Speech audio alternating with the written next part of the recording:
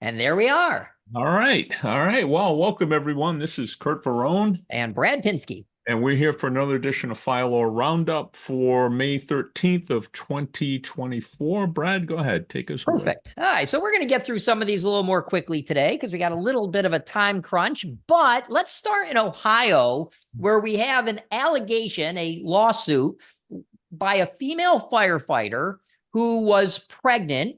And the lawsuit now alleges gender, disability, and pregnancy discrimination. It's really, really interesting. The facts are pretty simple. She, in 2020, she became pregnant. The plaintiff became pregnant with twins. And according to her lawsuit now, she claims that the department has changed its light duty policy in 2014 following her first two pregnancies, right? But we're in 2020. Now, those first two pregnancies, she didn't seek a light duty assignment either time. But now, while she was 28 weeks pregnant, her physician said, okay, you need light duty, and because you have to avoid strenuous, and heavy lifting for 6 to 8 weeks. That request was provided in writing with the physician's documentation, and in November of 2020, and then it was subsequently denied by her employer and the chief, etc.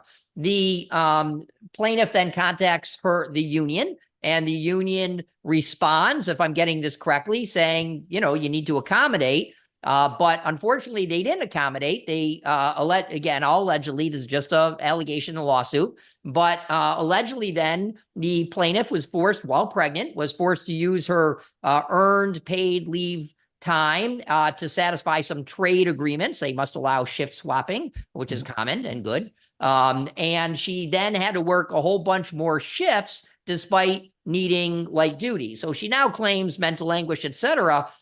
I haven't looked at the complaint specifically to see whether she's alleging. I mean, obviously, you've got ADA, Title VII, disability that she's alleging, and gender discrimination. The pregnancy discrimination she alleges under state law that will presumably kind of be supplemental. And then I was wondering, and maybe it's because it didn't exist at the time, any federal pregnancy protections. She alleged that under Title VII.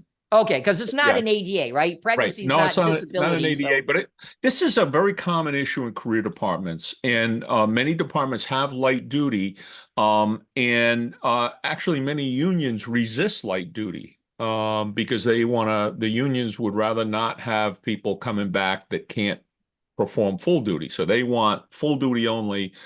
Management, very often through workers' comp, they want light duty to get people back from being off injured. And so there's this battle that's going on, and then now you start putting in pregnancy leave and also parental leave that's associated with it could be an adoption, or it could be a male spouse. Right. And so you have all of this coming down, and apparently this department, back when they were all male, had light duty available for both injuries as well as off-duty types of sickness and injuries, like you get hurt skiing or car accident or whatever. So they had light duty for both sides. And then she was the first female, and they didn't change the policy when she had her first two kids, but she didn't seek light duty, and because she didn't want to create a problem. Right. Then she had her twins, and she requested it, and in the meantime they had changed the policy to say only if you're injured on duty. And so now she's alleging that the new policy is discriminatory, and it raises a number of issues, and I'm not sure. I haven't seen any definitive case law on it one way or the other. But I know that different attorneys advise fire departments in different ways on this. Some say if you're having any light duty at all, then you have to accommodate disability, which could be both work-related, non-work-related. So some attorneys say don't have any light duty. Others say have light duty, but have a limited number of positions. Say we have 10 positions or 5 positions or 3 positions, whatever it is. Right. Now that creates a problem. Well, who's going to get them? Who's going to get those positions? Is it going to be the senior firefighters? Is it going to be the junior firefighters? And there's all sorts of difficult issues that arise in this area. You know, and light duty is a great policy. It requires, as you're saying, a lot of discussion to address different scenarios. I will tell you, I hate light duty. I hate light duty because it involves discretion for the most part. You can write them where they don't involve discretion, but I don't like them because it's, well, you get it and you don't, or you qualify and you don't. And discretion leads to lawsuits like that. So I'm not a big fan of light duty policies, but I've used them and, you know, as chief, and there are some great benefits of it. But there's so many factors that go into whether you grant light duty or not. One of the big ones clearly that always comes up is on duty or not on duty. And one of the issues we have a lot is, okay, I got hurt at a, you know, off-duty contracting job. Why should I be entitled to light duty? Basically kind of an insurance policy, right? For off-duty conduct. I get that argument, but pregnancy, people better be careful with, right? That in my opinion should be included. If you're going to have light duty at all, you should be including it in your light duty policy. But regardless, and they didn't claim it here, I don't think, Family Medical Leave Act and any state leave acts like the Ohio one. They could have, yeah. They could have. They have a retaliation, a disability. You know, they have a lot of potential under FMLA. But again, as you and I always talk, many attorneys seem to overlook FMLA when it's a huge sword to them, right? It is. I know we're pressed for time. I don't want to open up a Pandora's box, but I do want to make a point here, just because I've seen this several times in my career. And it has to do with the fact that at one time the fire service was all male. Let's be honest. Okay. It was exclusively male. And at some point, whether through legislative act, such as Title VII, or through state laws, or through just a change in society, that fire departments started hiring more women. Okay. And what happened then, the people who were responsible for that kind of decision expected fire chiefs to be able to manage the department without any increase in the costs. And when a law requires now this kind of an accommodation, there's an increased cost. And you can't blame the fire chief. You can't accuse the fire chief of mismanagement when your costs have been increased because of a legislative decision here. And I saw it in my own career, as I said, where, you know, we hire women. Well, how are we going to get any additional funding for, never mind even the benefits like this, but what about accommodations like bathrooms? No more money. Find it in your budget. And then you have sexual harassment lawsuits, and you're looking at the fire chief. You didn't do enough to, you know, manage this problem. Geez, you know, help us out here. Let's work. But I think all too often, the fire chief gets blamed for these types of things. And I think that's really unfortunate. Now, again, I'm not speaking in specifics in this situation, but sort of in general, there are some statutory requirements that are laid down on the chief. What are you supposed to do? The cost is going to go up when you have to take somebody off of a piece of apparatus, put them in a desk job, and then pay overtime to somebody to fill that spot. There's a cost. These things cost money. And I'm not saying that we shouldn't have this benefit. We should. We absolutely should. But to understand there is a cost to it. And that's true with all light duty, right? And any type of accommodation like that, regardless. And if you don't say everybody gets light duty, now we have discretion, and then the chief is forced to make, okay, which light duty would benefit the department, which wouldn't. You know, I gave light duty to a male who had surgery when I was chief, and he's like, anything I can do on duty, or, you know, for light duty. I said, you know what, we're under our ISO review right now. We're coming up. I want you to do pre-plans, go out and do pre-plans. That was great. A good use, saved us money. It was valid. Still cost us money, but I needed someone to do it anyway. But then weeks later, a female comes and says, well, I'd like to do the same thing. Well, I'm sorry, the project's done. Well, right away, as fire chief, you're faced with, I gave it to a male, not a female, had nothing to do with gender, but now I'm in trouble because of discretion. And that is one of the practical reasons I just can't stand light duty. If you had an unlimited budget, this wouldn't be an issue, to your point, but we don't. And that's my point. And that when we're having a diverse workforce, which we should, and we should have had it long ago. That's not a question about that. But the people who are requiring certain things need to understand there is going to be an additional cost, and you can't magically have these additional changes in the workplace and not expect to have to pay for them, and worse, blame the fire chief for them. Because the chief is doing, like I said, you had that decision. You don't want to say no to her.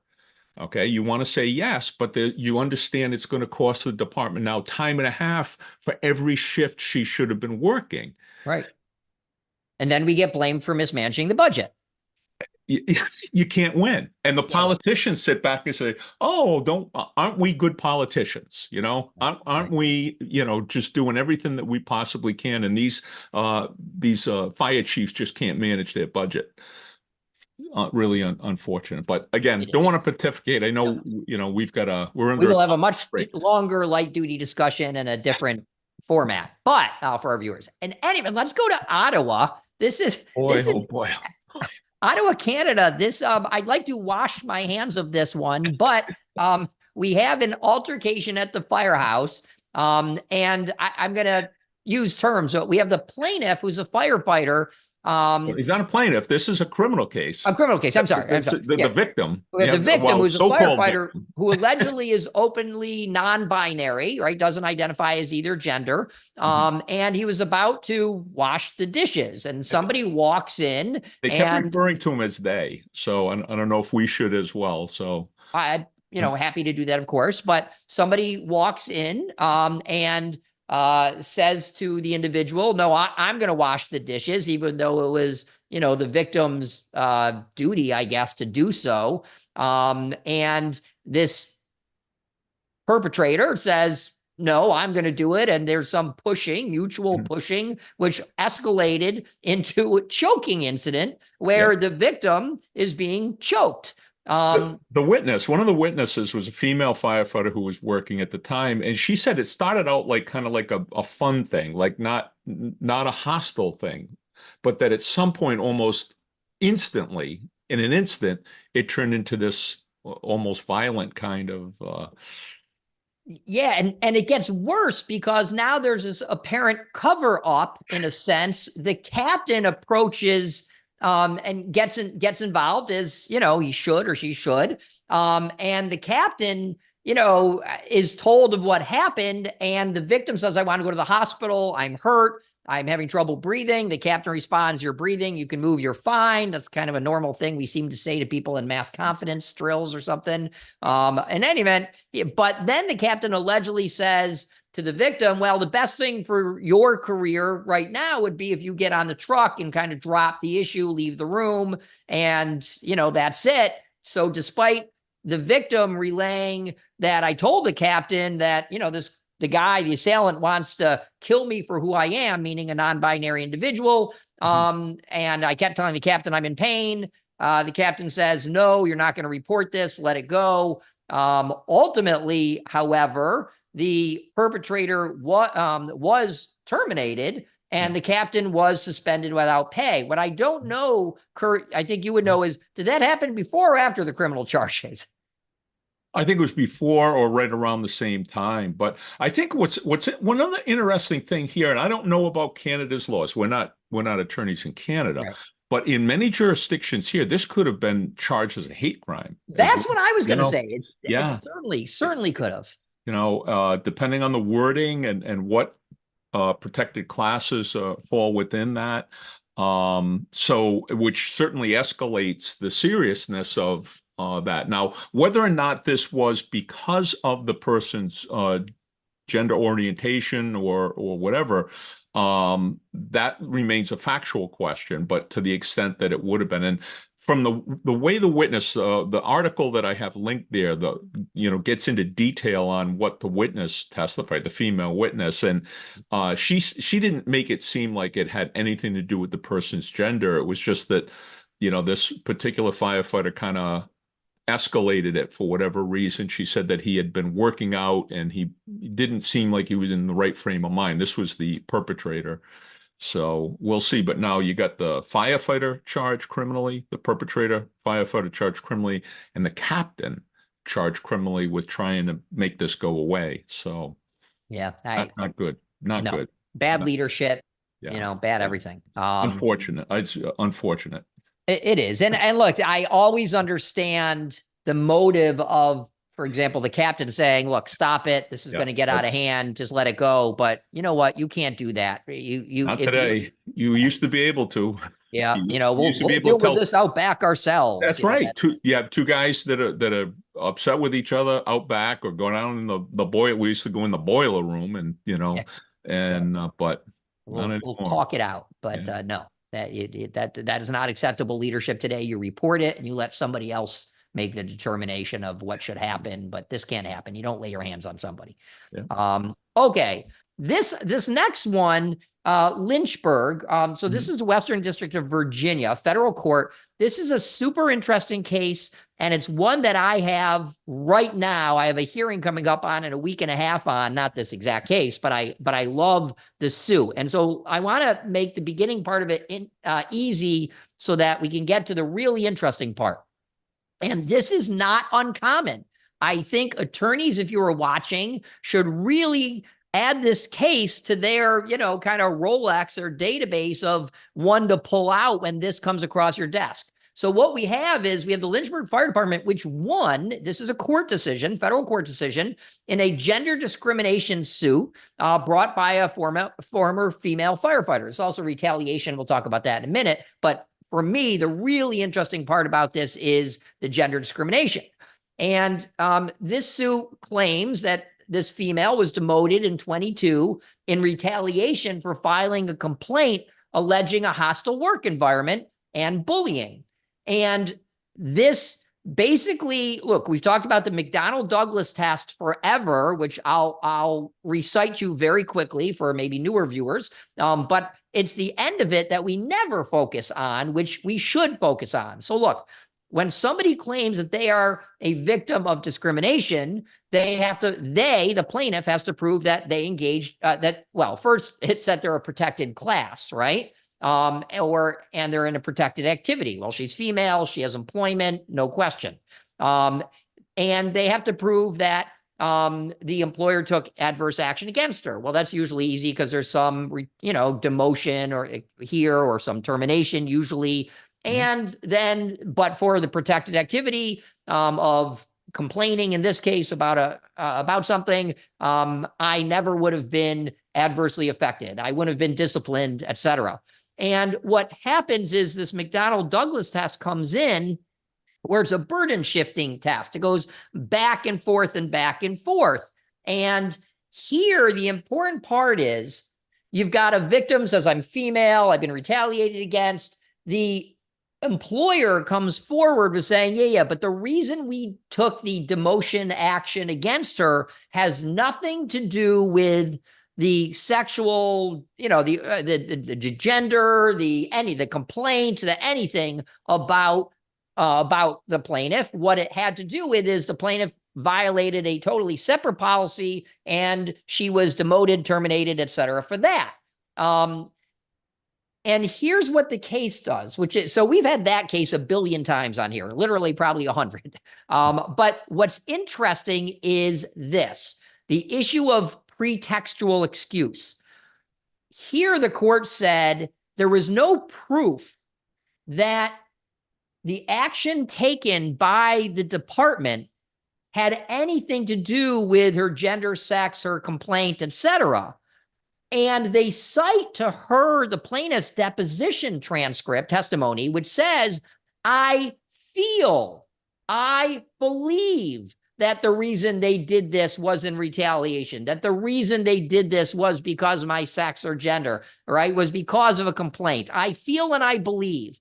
And the court says she may honestly believe that, but that doesn't defeat the employer's statement that the reason we took this action was legitimate and non-retaliatory and had something to do with something else that she did.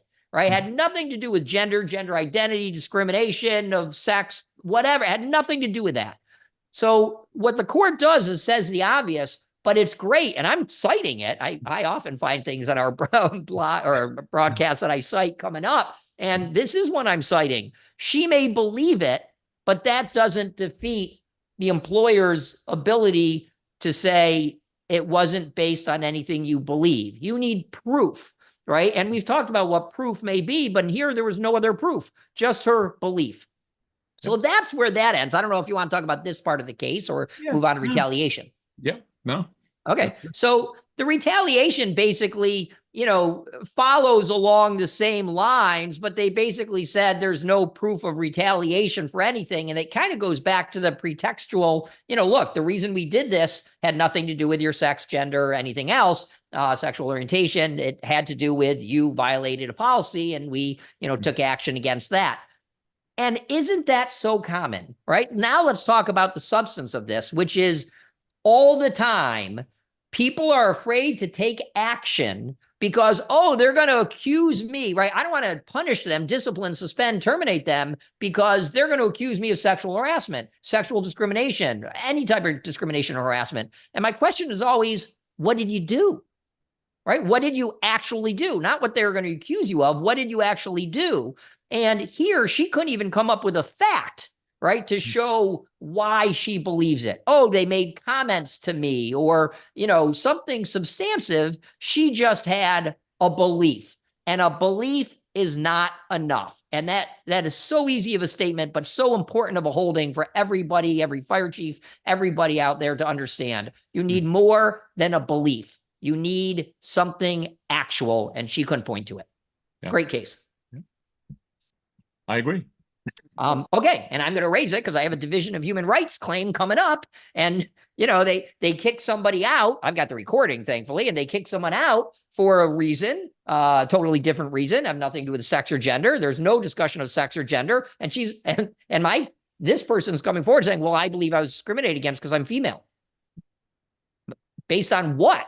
You're female? I mean, that's not enough, right? You need something more. It'd be different if they said, we don't want women in our department. You're out of here or something like that. But you need more. Okay.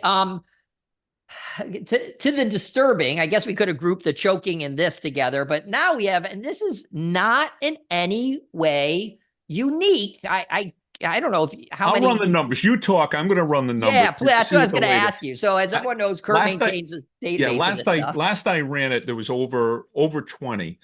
So go ahead. Let me catch everybody up what we're talking about. So we got a Massachusetts firefighter, former one now, secretly recorded female colleagues in the firehouse. That is not unique. It's still disgusting, but it's not unique. And he's been sentenced to 8 months in prison and 2 years of probation for what happened in 22. There's 7 charges here, but it's basically 3 counts of videotaping intimate parts of a person without their consent, 3 counts of videotaping an unsuspected nude person, and 1 count of attempting an illegal wiretap. I didn't totally get that, but basically a female firefighter came across, started. It falls under wiretapping. Oh, okay. It's a long story. Which is. I wouldn't think of like most states and the federal government include eavesdropping under wiretapping. It's in the same statute. So got it. And if there was audio on, and I assume that's yeah, it could get even worse if you're one party state, no party state, because here he's not in the room. In any event, so on he's now charged and convicted. It was a plea agreement, so he has to complete a sexual offender treatment. But I want to go a little farther. So one of the things that I have suggested, one of the policies that I like, Curt and I will talk about in a different forum again, about the policy, but is a privacy policy that says you have no expectation of privacy in your lockers. And I really do think there should be, as part of that, some investigation into everybody's locker, right? Unannounced random searches of all lockers, whether, ideally people are there, but this is one of the reasons I actually support that. If you have a policy, which is clear that we're going to do it, because it would dissuade somebody from doing something like this. Now we've seen them in showers, we've seen them in, other places, but at least to lockers, maybe we should be searching lockers in other areas to protect people. I got the numbers if you're Okay. ready. All right, got 98 total cases. Jesus. All right, now but only 23 are criminal. So some of them are criminal. 18 are civil. Now this would be where the victim is suing either the department or the officer personally. So 23 criminal, 18 civil, 57 disciplinary. So the 57 disciplinary means basically we've got 57 cases. This is, I believe, and it's too much to go through right now, but I believe this is the first one where someone went to jail first offense. And I think to me, that's the takeaway. If there are firefighters out there that have this on their mind to do, you've got to understand, first of all, you ought to get some help. Okay. First of all right. But there's jail time. You're looking at jail time. And again, most of up to this point, they've lost their jobs. They probably lost any family or whatever else that they may have had also. But doing this is not going to be perceived as a prank. Nope. Or you being funny or you being cute. You may go to jail. You likely will be a registered sex offender. Okay. Yeah. Yeah. If you're thinking about doing something like this, get help before you get to this point. And you won't, because you don't realize you need help. You think it's normal to somehow secretly record people. But if you're watching our show, you need help. If you somehow think that secretly recording people getting undressed is acceptable, you seriously need help. Take our opinion on it.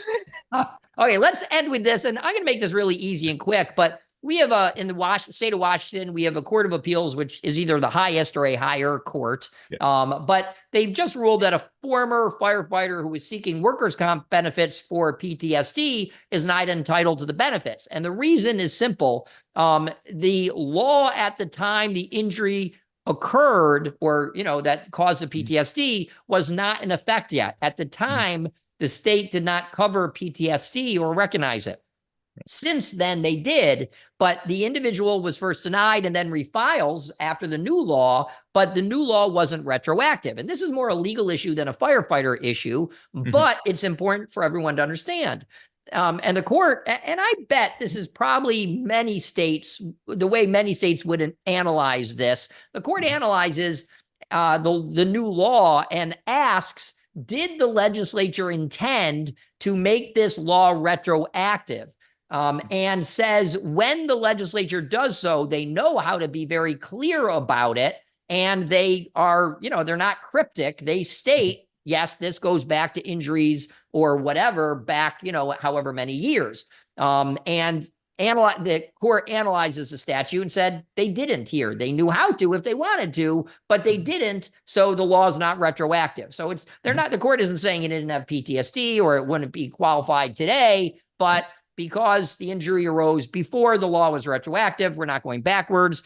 Typically, this is a very common way that states would draft their laws, because they're not intending to open up the Pandora's box of every old suit. I think it's important in this one is that he retired in 2007 and he wasn't diagnosed with PTSD till 2010. So I think there's a question. In 2018, the new law came out. Yes, you're the new law was 2018. Right, 2018, right. So you've got that gap, but my point here is that, and there's been a lot of people chirping about this one in social media. If he was still on the department, I think you've got a different situation. If he first realized he had, and he's still on the job now in 2010, and the law changes in 2018, and he's still on the job, I think you've got a different situation. But he had retired again in 2007. So you're talking about somebody who's been retired now for 11 years. And while some laws do have some retroactivity, the court basically said this is not one of them, that the legislature made no effort to make this retroactive. And they do that for fiscal reasons, right? They know that, look, you didn't save for it, you didn't prepare for it, you might not have been insured for it. So we can't go backwards and cause you to take care of everybody. Yes, maybe the law should have been, right, back then should have covered it, but it didn't. Yeah. So absolutely. all right, that's it for the weekend, the week.